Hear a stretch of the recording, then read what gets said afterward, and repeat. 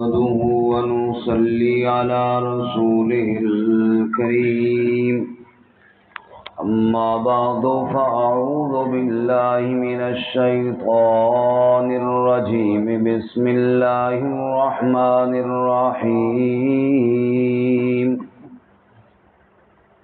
إنا فتحنا لك فتحا مبينا ليغفر لك الله ما تقدم من ذنبك وما تأخر ويتم نعمته عليك ويهديك صراطا مستقيما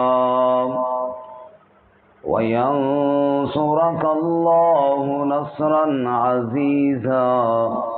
هو الذي أنزل السكينة في قلوب المؤمنين ليزدادوا إيمانا مع إيمانهم ولله جنود السماوات والأرض وكان الله عليما حكيما. ليدخل المؤمنين والمؤمنات جنات تجري من تحتها الأنهار خالدين فيها ويكفر عنهم سيئاتهم وكان ذلك عند الله فوزا عظيما. ويعذب المنافقين والمنافقات والمشركين والمشركات الظانين بالله ظن السوء عليهم دائرة السوء وغضب الله عليهم ولعنهم وأعد لهم جهنم وساءت مصيرا. إنا فتحنا لك فتحا مبينا. بے شک ہم نے آپ کے لیے واضح فتح عطا فرمائی.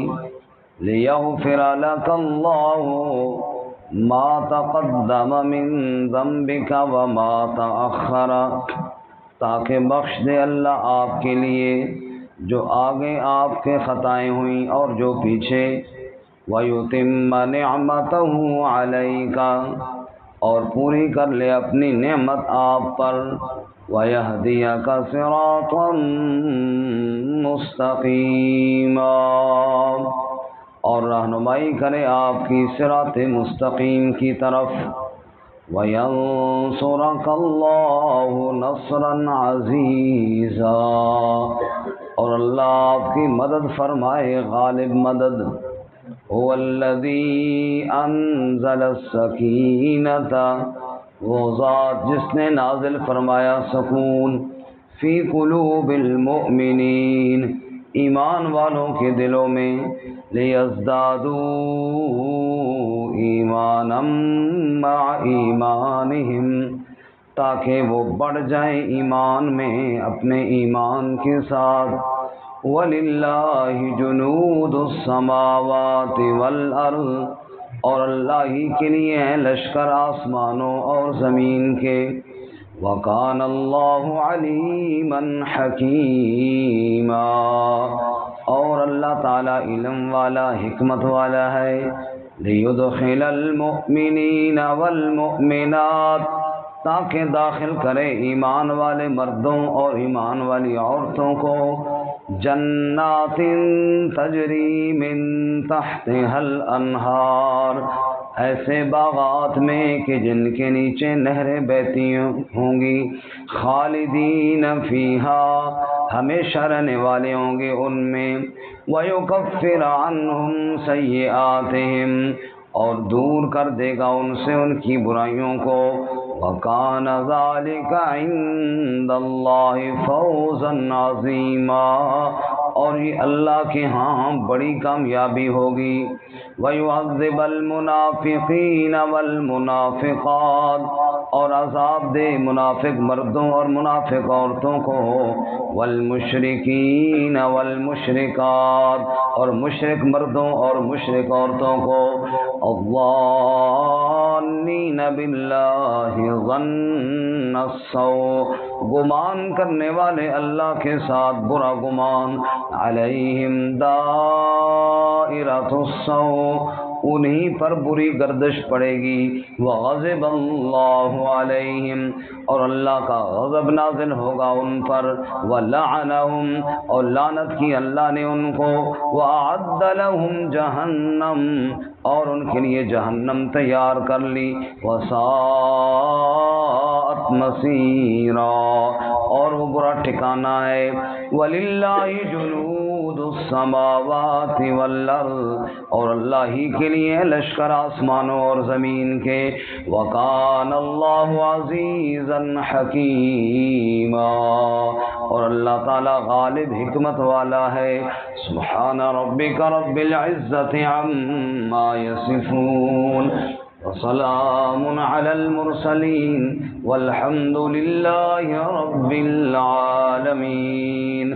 اللهم صل على محمد وعلى آل محمد كما صليت على إبراهيم وعلى آل إبراهيم إنك حميد مجيد۔ اللهم بارك على محمد وعلى آل محمد كما باركت على إبراهيم وعلى آل إبراهيم إنك حميد مجيد۔ معزز سامعین، سورۃ الفتح کی ابتدائی 7 آیات تلاوت کی ہیں۔ اللہ رب العزت ان کے مطابق صحیح بیان کی توفیق عطا فرمائے اور ہمیں قرآن و سنت پر عمل کرنے کی توفیق عطا فرمائے۔ اس سے قبل سورہ محمد صلی اللہ علیہ وسلم، جس کا دوسرا نام سورۃ القتال تھا، وہ ہم نے پڑھی، جس میں قتال فی سبیل اللہ کا حکم تھا، اور قتال کے بعد سورۃ الفتح میں بڑا واضح ربط ہے کہ فتح کی خوشخبری ہے، اور اس کے بعد سورۃ الحجرات ہے جس میں اصلاح معاشرہ کے قوانین ہیں، یعنی جہاد کرو اللہ فتح دیں گے اور معاشرے کی اصلاح اس طرح کر لو۔ گویا کہ ان تینوں صورتوں کا بڑا خوبصورت آپس میں ربط ہے۔ 6 ہجری میں جناب رسول اللہ صلی اللہ علیہ وسلم کو ایک خواب آیا۔ خواب میں آپ نے دیکھا کہ مکہ مکرمہ گئے ہیں، طواف کیے ہیں، اور طواف کے بعد حلق کرا رہے ہیں، سر منڈوا رہے ہیں۔ آپ صلی اللہ علیہ وسلم نے یہ خواب صحابہ اکرام کو سنایا۔ صحابہ اکرام سن کر خوشی سے باغ باغ ہوا کہ مکہ مکرمہ جائیں گے، طواف ہوگا اور عمرہ ہوگا، چونکہ طواف اور عمرہ ہر مسلمان کے دل کی تڑپ ہے، اور خصوصاً جو مسلمان 6 سال ہوئے مکہ سے ہجرت کر کے گئے ہوئے تھے، ان کے دل میں تو دوہری طلب تھی نا، کہ اپنا علاقہ بھی تھا اور پھر یہ طواف اور یہ زیارتیں بھی تھیں، تو بڑے خوش ہوئے۔ رسول اللہ صلی اللہ علیہ وسلم سے کہا یا رسول اللہ تیاری فرمائیں تاکہ ہم چلیں۔ اب اہل مکہ کے ساتھ تو ابھی حالات سازگار نہ تھے، ان کے ساتھ تو جناب بدر ہوئی اور احد ہوئی اور مقابلے تھے۔ بہرحال آپ صلی اللہ علیہ وسلم نے تیاری فرمائی اور ساتھ قربانی کے جانور بھی لیے۔ حالانکہ عمرے میں قربانی تو نہیں ہوتی، یہ ظاہر کرنے کے لیے کہ ہم جنگ کرنے کے لیے نہیں آ رہے، ہم یہاں پہ قربانیاں کریں گے، اللہ کے نام پہ خیرات کریں گے، عمرہ کر کے واپس چلے جائیں گے۔ حدیبیہ کے مقام پر روک دیا گیا، جس کی صحیح تفسیر ہم سیرت کے درس میں پڑھ چکے ہیں، انشاءاللہ پھر بھی پڑھیں گے، یہاں پہ صرف آیتوں کا ربط جو معلوم کرنے کے لیے۔ حدیبیہ کے مقام پر روک دیا گیا۔ رسول اللہ صلی اللہ علیہ وسلم کے ساتھ 1300 یا 1400 صحابہ کرام تھے۔ آپ صلی اللہ علیہ وسلم نے حضرت عثمان رضی اللہ تعالیٰ عنہ کو قاصد بنا کر کے بھیجا کہ اہل مکہ کو بتائیں کہ ہم جنگ کرنے نہیں آ رہے۔ بہرحال انہوں نے اجازت نہ دی، اور آخر میں ایک دو بندے اور بھی آئے، لیکن آخر میں سہیل آئے جو مشرکین کی طرف سے معاہدہ کرنے والے تھے۔ تو ایک معاہدہ طے ہوا جس کو کہتے ہیں صلح حدیبیہ کی شرائط۔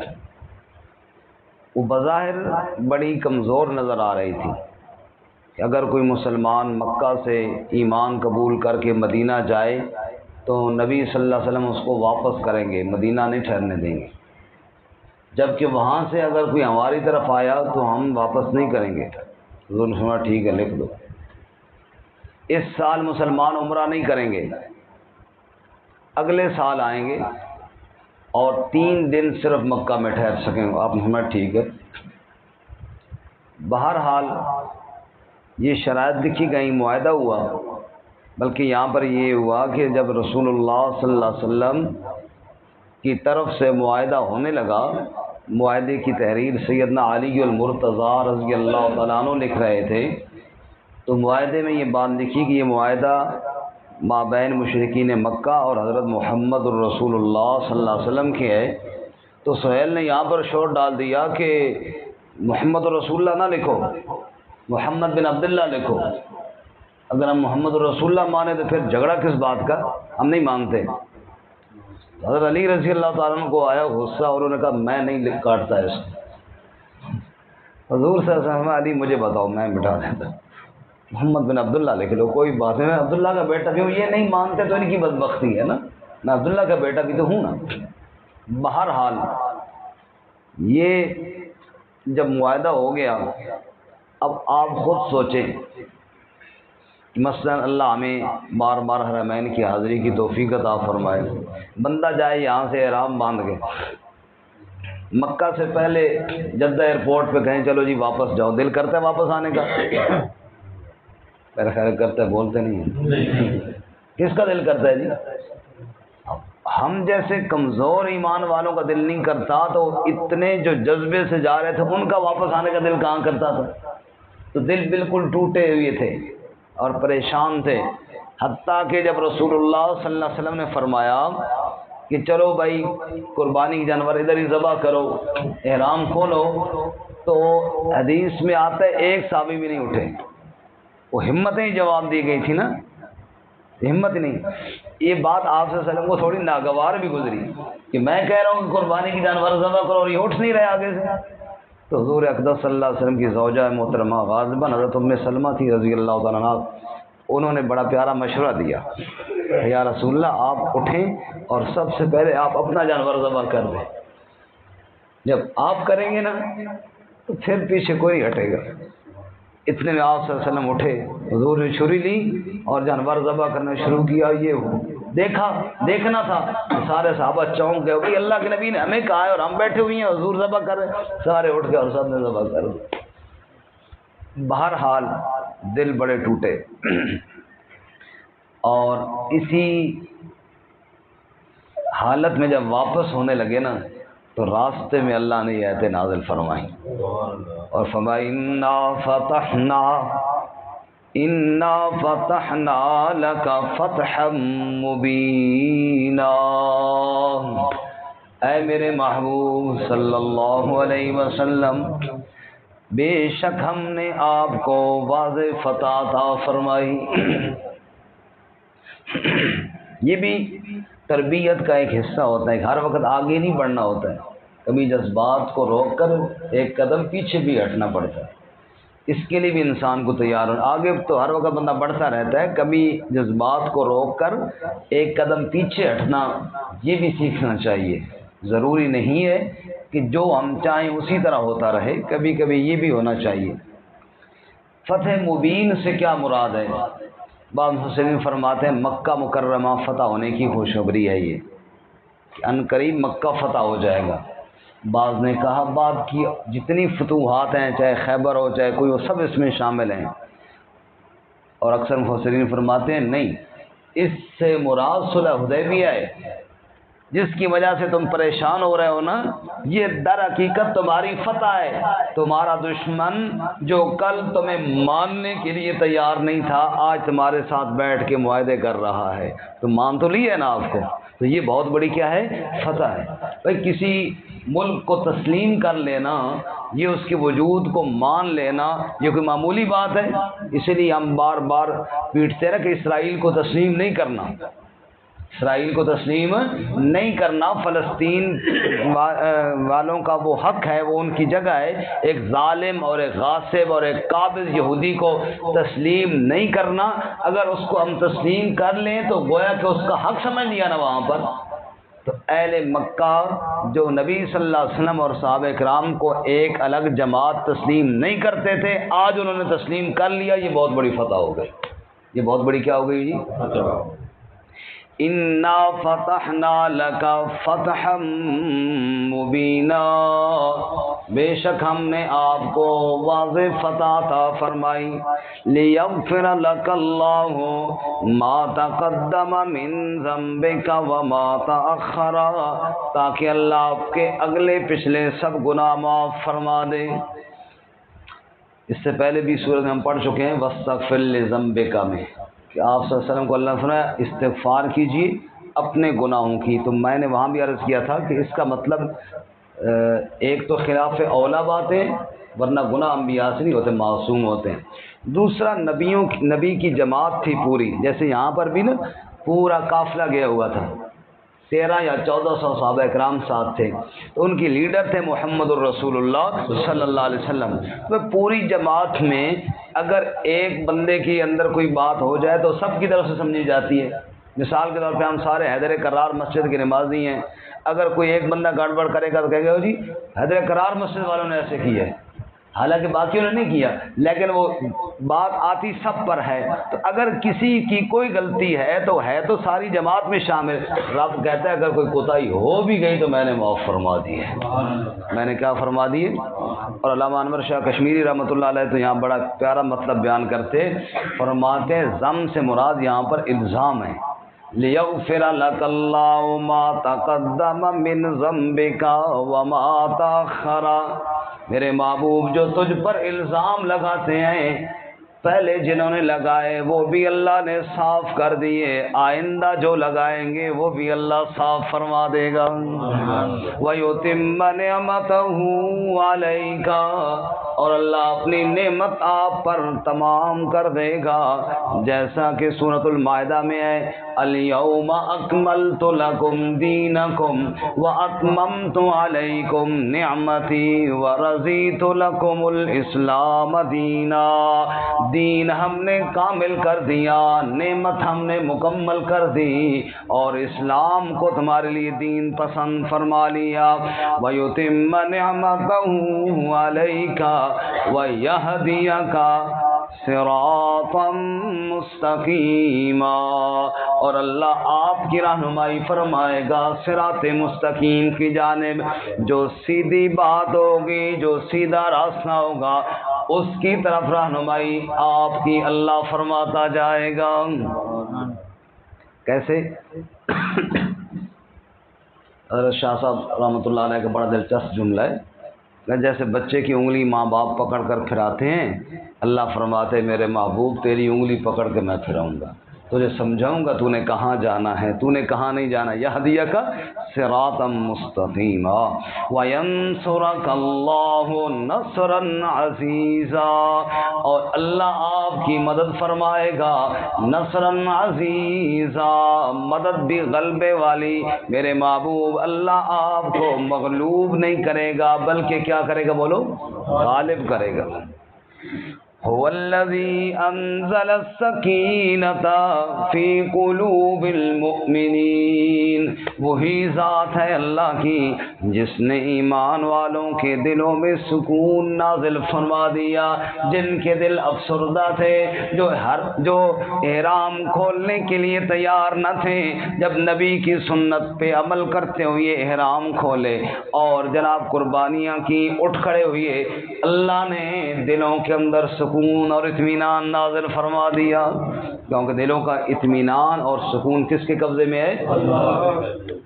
سبحان اللہ لیزدادوا ایمانا مع ایمانہم، تاکہ اللہ ان میں بڑھا دے ایمان کو ایمان کے ساتھ۔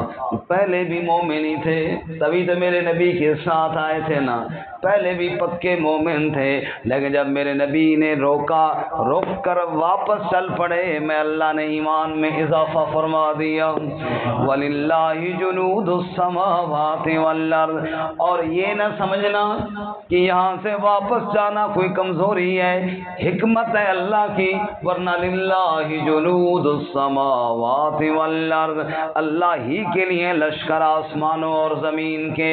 اگر اللہ تعالیٰ ساری کائنات میں اپنے محبوب کو آج ہی فتح دینا چاہے تو کون روک سکتا ہے؟ لیکن وَكَانَ اللَّهُ عَلِيمًا حَكِيمًا، اللہ علم والا ہے، اللہ حکمت والا ہے، وہ جو چاہتا ہے سو بہتر ہی کرتا ہے۔ لِيُدْخِلَ الْمُؤْمِنِينَ وَالْمُؤْمِنَاتِ، ساری نعمتیں دنیا میں نہیں دینی، کوئی آخرت میں بھی تو دینی ہے نا، تاکہ داخل کرے ایمان والے مردوں کو اور ایمان والی عورتوں کو جنات تجری من تحتها الانہار، ایسے باغات میں داخل کرے جن کے نیچے نہریں بہتی ہیں، خالدین فیہا، ہمیشہ اس میں رہنے والے ہوں گے، وَيُكَفِّرَ عَنْهُمْ سَيِّئَاتِهِمْ، اور ان کی غلطیاں، ان کی برائیاں اللہ دور فرما دے گا۔ جو بندہ ایمان اور اعمال والی زندگی اختیار کرے گا، کمی کوتاہی اللہ معاف فرما دے گا۔ وَكَانَ ذَلِكَ عِندَ اللَّهِ فَوْزًا عَظِيمًا، اور یہ اللہ کے ہاں بڑی کامیابی ہے۔ ایمان والوں کے ساتھ مغفرت کے وعدے ہیں اور منافقین کے ساتھ عذاب کے وعدے ہیں۔ آگے اللہ فرماتے ہیں وَيُعَذِّبَ الْمُنَافِقِينَ وَالْمُنَافِقَاتِ، اور اللہ عذاب دے گا منافق مردوں اور منافق عورتوں کو، والمشرکین والمشرکات، اور مشرک مردوں اور مشرک عورتوں کو، الظانین باللہ ظن السوء، مشرک کون ہیں؟ جو اللہ کے بارے میں بدگمانیاں کرتے ہیں۔ اللہ اکبر، اس لفظ پہ غور کیے، الظانین باللہ ظن السوء، اللہ کے بارے میں بدگمانیاں کرتے ہیں، کبھی کہتے ہیں اللہ میری دعا نہیں قبول کرتا، کبھی کہتے ہیں اللہ میری فریاد نہیں سنتا، کبھی کہتے ہیں بغیر واسطے کے جواب اللہ قبول ہی نہیں کرتا، کبھی کیا کہتے ہیں اور کبھی کیا کہتے ہیں، رب کے بارے میں بدگمانیاں کرتے ہیں۔ حالانکہ سنو، علیہم دائرۃ السوء، برے گمان اور بری گردش پھر کر انہی پر لوٹے گی۔ اللہ تو اپنے بندوں کی ہر حاجت کو پورا کرنے والا ہے۔ وَغَضِبَ اللَّهُ عَلَيْهِمْ، اور اللہ کا غضب ہوگا ان پر، وَلَعَنَهُمْ، اور لعنت اللہ کی ان پر ہوگی، وَأَعَدَّ لَهُمْ جَهَنَّمْ، دنیا کے اندر لعنتیں برسے گی، آخرت میں جہنم ہوگی، وَسَاءَتْ مَصِيرًا، اور یہ بہت برا ٹھکانہ ہے۔ اللہم اجرنا من النار، اللہ ہم سب کو جہنم کی آگ سے محفوظ فرمائے۔ وَلِلَّهِ جُنُودُ السَّمَاوَاتِ وَالْأَرْضِ، اور اللہ ہی کے لیے لشکر آسمانوں کے اور زمین کے، وَكَانَ اللَّهُ عَزِيزًا حَكِيمًا، اور اللہ غالب حکمت والا ہے۔ اب یہ بات اوپر بھی گزر گئی، آیت نمبر 4 میں بھی وَلِلَّهِ جُنُودُ السَّمَاوَاتِ وَالْأَرْضِ، اور یہاں بھی یہ تسلی کے لیے، صحابہ کرام کی تسلی کے لیے دوبارہ اللہ نے فرمایا کہ یہ پریشانی نہیں ہے کہ فتح کیوں نہیں ہوئی، جناب اللہ ابھی فتح دے دیتا، عمرہ میں فرمایا آج نہیں کل ہو جائے گی، تم جاؤ، لشکر اللہ تعالیٰ کے بڑے ہیں اور اللہ کی حکمتیں بھی اسی میں ہیں۔ اور مزید آگے ہم انشاءاللہ پڑھیں گے اسی سورہ مبارکہ میں، اللہ تعالیٰ نے ایک اور حکمت بھی آگے چل کر بتائی ہے کہ اگر آج جنگ ہو جاتی تو کئی مکہ میں ایمان والے بھی تھے جو بعد میں ایمان لے آئے تھے، ابھی ہجرت نہیں کی تھی، تمہیں تو نہیں پتہ تھا، تم انہیں کافر سمجھ کے مار دیتے، بعد میں افسوس ہوتا کہ یار یہ تو ایمان والے تھے۔ تو اللہ کے ہر کام میں کیا ہوتی ہے؟ حکمت ہوتی ہے، وہ اللہ